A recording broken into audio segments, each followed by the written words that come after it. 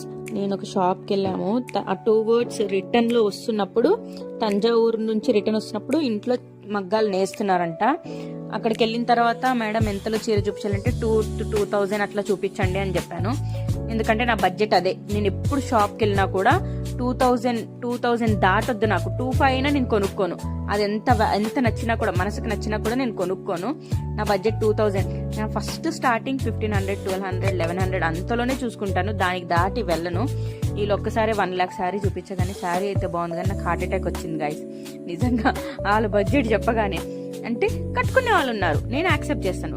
ఎవరి రేంజ్ అంటే ఎవరి ఇష్టం వాళ్ళది, వాళ్ళు పెట్టాలనుకుంటే. బట్ నాకు మాత్రం అలా అనిపించింది. వాళ్ళ కష్టానికి, వాళ్ళ చేసే పనికి, ఆ సిల్వర్కి, ఆ గోల్డ్ జెరీస్కి అది వర్త్ ఏమో. నాకు అంత తెలీదు శారీస్ గురించి. అంటే అంత వాల్యుబుల్ శారీస్ అయితే నేను ఎప్పుడు కట్టుకోలేదు. సో అందుకని నాకు తెలీదు. నేను కంచిలో కొన్నాను 2,000 రూపీస్కి శారీ. శారీ అంటే శారీ సూపర్గా ఉంది.